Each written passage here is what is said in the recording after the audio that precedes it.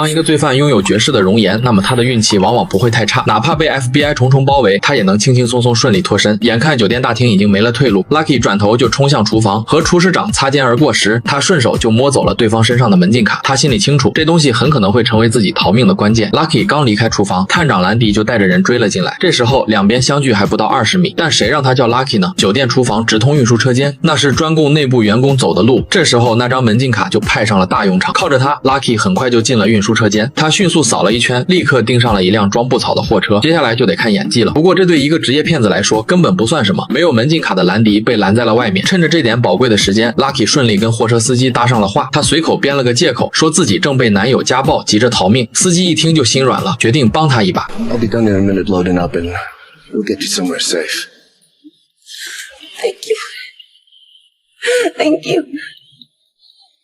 在 Lucky 焦急的等待中，司机总算把货全装完了。等兰迪带人追过来的时候，他们早就开出酒店了。可就算暂时脱离了危险 ，Lucky 脸上还是没什么笑容。他虽然是个智商很高的职业骗子，但偏偏在感情上特别容易犯糊涂。就在前一天同一时间 ，Lucky 和男友联手偷走了黑帮几千万的黑钱。那会儿两人意气风发，连以后的美好日子都规划好了。结果一觉睡醒，她才发现自己被男友给坑了。从凯里卷钱跑路的那一刻起 ，Lucky 就成了所有人的目标。他既要应付 FBI 的全程搜捕，还要躲着黑帮的追杀，前路全是危险。他怎么可能高兴得起来？司机看他不对劲，就关心了一句。Lucky 心里想着，就算自己最后活不成，也一定要让那个男人付出代价。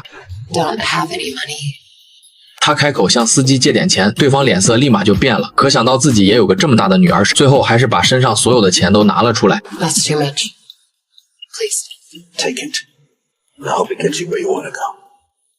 跟司机道别之后 ，Lucky 立刻开始改装自己。他把那头红发剪掉，染成了金色。不过他好像没意识到，这样弄完反而更惹眼了。FBI 的动作也很快，各大车站已经开始设卡排查。看到那些单身女性被挨个盘查 ，Lucky 知道自己不能多待了，借着拾荒老人的雨伞挡了一下视线。他悄悄上了一辆正要开走的大巴，车子刚发动，一直蹲守的黑帮杀手也发动了车跟了上去。去亚利桑那的路上 ，Lucky 接到了老爸的电话。虽然人在监狱里，那个后脑勺纹着条形码的男人却一点都不慌。他对女儿的能力从来没担心过，因为他简直就是自己的翻版。What else does a man in prison say? Read the room. You trust no one. And no shortcuts. Yeah, no shortcuts. That's my girl. 到了终点站 ，Lucky 总算能停下来吃点东西了。他想买个芝士汉堡，但店里只剩三明治，结果才咬了一口 ，FBI 的人就追上来了。FBI, don't move! Lucky 没有站着等死，他清楚对方要的不是一具尸体。靠着中转站里一排排货车的掩护，他暂时甩开了那些探员。不过因为跑得太急，没选对方向，他又把自己逼到了一个很被动的境地。但 Lucky 还是没放弃，在探员赶到之前，他成功爬上了车厢顶，站得高看得远，逃生的路一下子清晰了不少。现在时间就是命，他一步都不敢慢下来。Lucky 顾不上身上的疼，因为出口就在眼前了。Stop now! Get on your knees. 他膝盖底下没装金子，所以跪下来的时候一点都没犹豫。要是实在跑不掉，那就先认输，等机会。那几个探员突然消失了 ，Lucky 不但没松口气，反而感觉更危险了。果然，他一回头，一把枪就顶在了脑门上。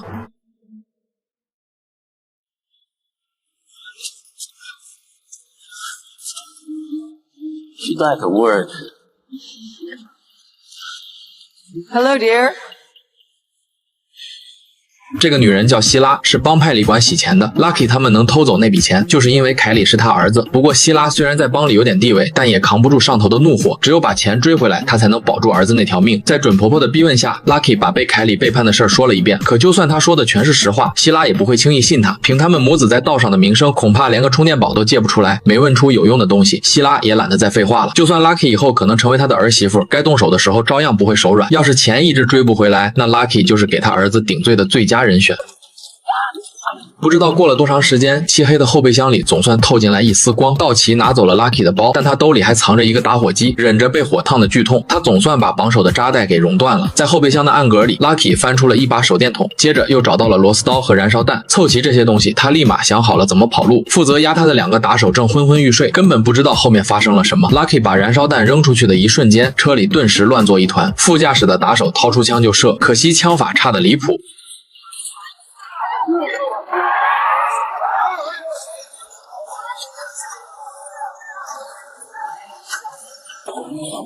Lucky 拖着快散架的身体，艰难地从汽车残骸里爬了出来。他不知道那俩打手现在怎样了，但他知道自己绝对不能停下来。可还没跑出2步，就被其中一个打手从后面锁住了脖子。这家伙的状态显然比他好太多。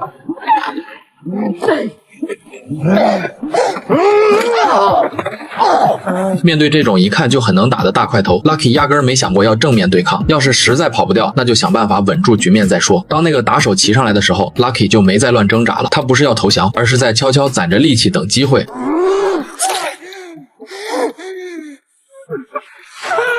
等 Lucky 再次睁开眼睛，已经是第2天中午了。压在他身上的尸体都开始发臭了。好在他总算有了推开他的力气。看了看周围荒无人烟的沙漠 ，Lucky 立刻开始翻找能用的东西。这世道没钱才是真的寸步难行。到这里，美剧《幸运女神》第1集就结束了。这时候的 Lucky 看着是自由了，实际上已经被2面夹击逼到了绝路。那些所谓的幸运，不过是暴风雨来之前短暂的平静罢了。他的逃亡还远远没有结束。接下来 Lucky 要一个人继续往前走，而等着他的将会是更残酷的生死考验。我是大远，感谢你的观看，我们下期再见。